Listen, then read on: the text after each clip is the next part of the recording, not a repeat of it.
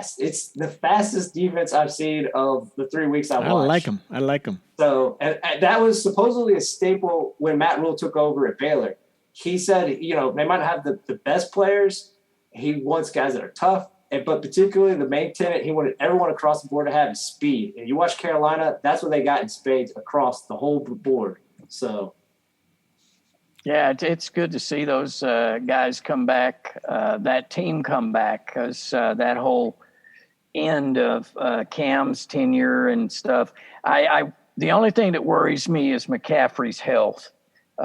He's hurt again. I mean, but they've got a couple of other backs in the rotation, and that defense. You're right; those linebackers, dude. Those men are fast, and they will just lay you out. They'll eat you up. There were a couple of licks, So, yeah, impressed. And like I said, the thing I respect about them, and again, Tampa is a well-run organization, so I'm not going to kill them. But, they have a problem at running back. I get that. But, you see, what the Carolina did where they lost an important piece of their team and J.C. Horn. They very quickly just go and trade for C.J. Henderson from the Jags. They understand they want to make the playoffs. Like I said, they're an aggressive team that I think are smart. They're not reckless with how they're aggressive because they gave up, I believe, a third-round pick, which is still decent draft capital. But C.J. Henderson was drafted first round overall just a year ago by the Jaguars. So who's to say he won't be in Carolina a stud? And then next year they have J.C. Horn and C.J. Henderson. So, I mean, I don't know. I think like I said, I've the last 2 years I've been hitting that drum on Carolina. They're being built the right way, and it's starting to show in year 2. All right. Anything else that you want to talk about from NFL Week 3? Oh, last thing. Reason 332. Why not to give Aaron Rodgers the ball back with 32 seconds? Amen to that. Wow. When you saw Kyle Juszczyk go into the end zone with 35 seconds to go, and just to put him up a point, anyone who has lived and watched Green Bay for over a decade plus is like, Green Bay's win. And sure enough, I mean, look, we've given him a lot of crap for his drama, but there's a reason why he can have all this drama and it works out because the man is clutch. And I just got to give him props if I'm gonna give him a hell. So that's all I want to say. Yep. Well, and you got to give Mason Crosby props too. Yeah, that's true. 51-yarder, baby. Yeah, he banged it through. Okay, man, take it away on your college football offerings from the past week. College football, I think it is now wide open. Clemson lost again, so they're out. There's no way they can come back. Good point. I think I would have never have thought this, but I think U of L might have a shot at something here because their schedule is working out such that they should win some games if they can keep up what they did in the first half of this week's game. What are you insinuating? What are you saying? It's college kids, so you never know exactly what you're going to get. But I think hot take. Give me your hot take on that, will you? Come on. Malik Cunningham, ACC Player of the Year. Whoa. I'm going to say it right there, right now. Mark the tape. We're writing that down at 34 minutes past the hour. Malik Cunningham, MVP. Okay, go. Wow. So you're right, though. You got a point there. U of L's at least interesting. UK this week playing against Florida. It will see exactly who they are. Yeah, true. It's a big game. Huge game. Yeah, I guess just doing quick recaps of all the three, local teams. I thought U of L, to be fair to what Lowe said, like Malik Cunningham, that first touchdown pass, that 59-yard bomb to Harrell, I mean, that was a thing of beauty. And he's also just such a unique weapon around the goal line.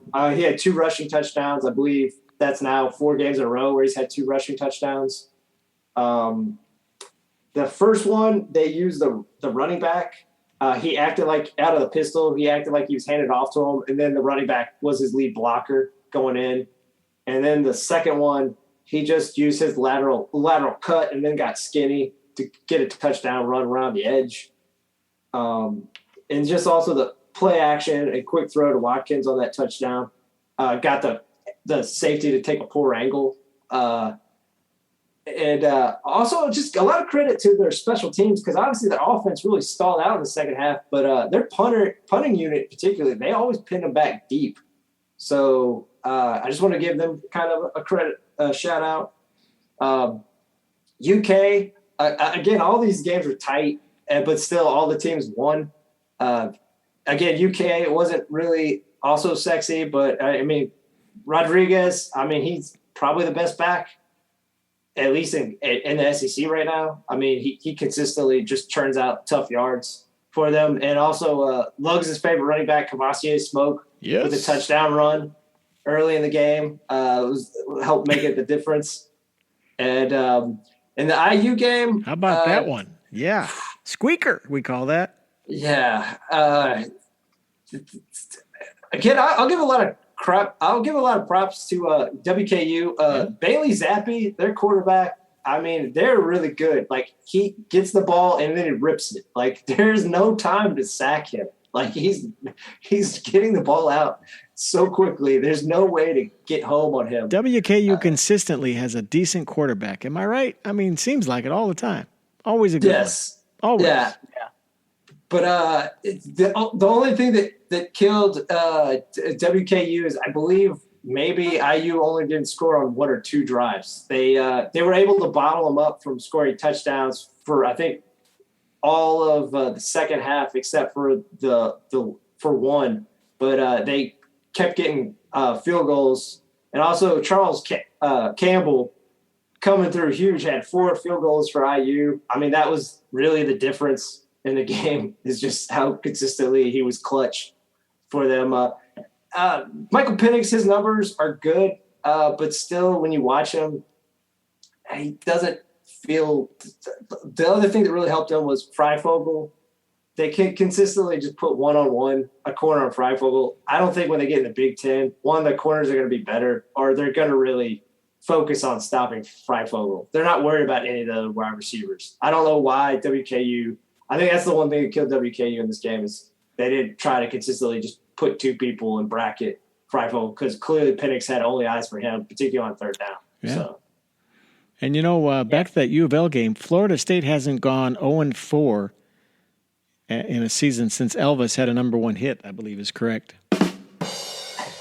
1957. I thought it was Hunka Hunka Burning Love. Okay, Lugs, you still day-to-day with that injury you played that game against Owl Creek? Remember you kind of... Oh, yeah. How's that work? You putting ice on that, or how's that work for you? All right. What else, guys? What else? I guess the last shout out, since you're talking about Florida State. Yes. Even though he might transfer with the way you're talking about, for at least I want to give one shout out to a Florida State player, Jashawn Corbin, running back. He had like a 75-yard touchdown in the game, and he had over 159 yards rushing in the game. I think he averaged a 14.5 yards per carry. That's amazing. That's amazing. You watch him, and again, it's kind of like what we were talking about with the Colts. When you watch all their running backs, watch him, Ward, and I'm blanking on the third guy. They are so good at running the ball. Just run the ball. Just run the ball. I know Metz had a moment like week 1 against Notre Dame where he almost made him come back, but he's played solid. But I just think lean on the running backs. Just lean on the running backs, and some wins will come. I don't know if it'll save the coach's job, but I think that should be their game plan from here on out. Run the ball. That's it. That's all I have. All right, Lugs, you want to do a little sportsy yesteryear? Sure. Here it comes. All right, he's out and about. He's in the field. He's Lugs. Back from watching a little high school football. He's got an update for us with sports of yesteryear. Go ahead, Lugs. All right, here we go. 1921, American swimmer Johnny Weissmuller sets his first of 2 world records in the 100-meter and 150-yard freestyle events at the AAU Nationals in Brighton Beach, New York.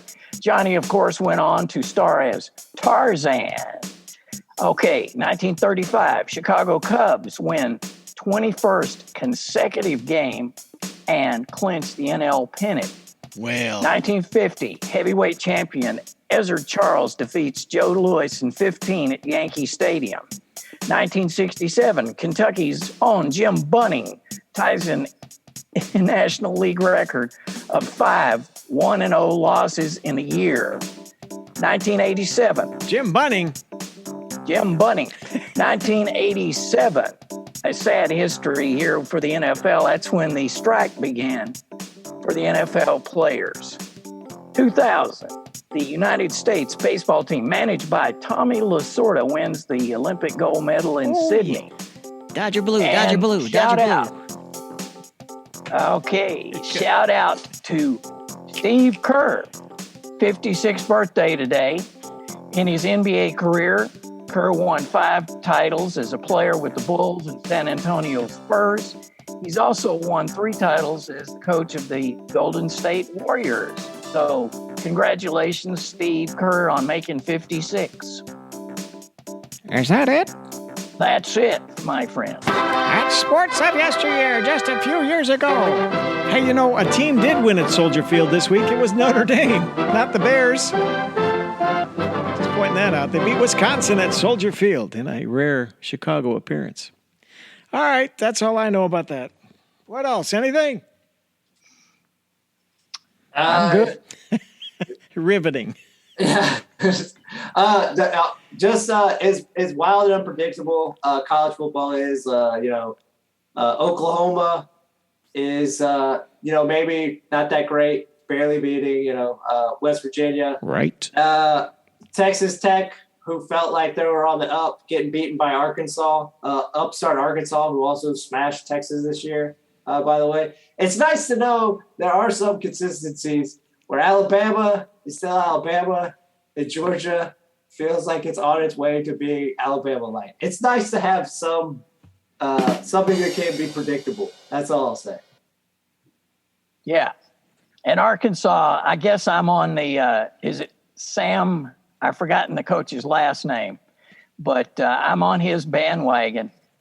Man, they have come back from just the nadir of football world. He was the offensive line coach at Georgia when they hired him. So somebody saw something. To be fair to your point, he's made it much more hard. He's made it much more difficult on a lot of coaches because you look at, this is year 2. You look at what Frost is doing in Nebraska. He's on year 4 or 5, and they're still languishing. And actually, this week hurts even more for Frost is because he was taking Mel Tucker. Mel Tucker, this is his second year with Michigan State. Michigan State now, by beating Nebraska in overtime, they are 4-0. Yeah, they beat Miami. They beat Miami, University of Miami last week. So Mel Tucker at Arkansas has shown you can turn it around fairly quickly. All these coaches are like, I'm going to need 4 or 5 years. Some of you need to call on BS on because clearly it's not the case. Hey, Lugs, you used the word of the day, nadir, did you not? Nadir. Yeah, I remember Ralph Nader. Yes. Oh, unsafe at any speed. That's yes. right. Hey, I think on that note, we got to get out of here. This is just getting to be too much, really. Sports and other stuff brought to you in part by this week by First National Bank. You come as you are, you bank from your car, you just drive right up, and there's a guy working the window. We know this guy. Fish. And this week, Fish has a special guest, Roscoe Rimshot, formerly known as Mr. Cannon. He was Mr. Cannon for the Clyde Beatty Circus until one of the techs forgot to tie up the top of the net.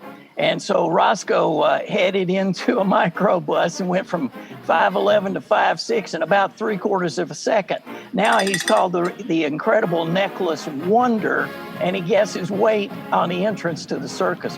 But he says he will sign anything except his third wife's divorce papers. So come on down and check out Roscoe Rimshot. Roscoe Rimshot. I don't have much to say after that necklace and all that stuff. So we'll just say, please come back. We'll be here next week. Bye-bye.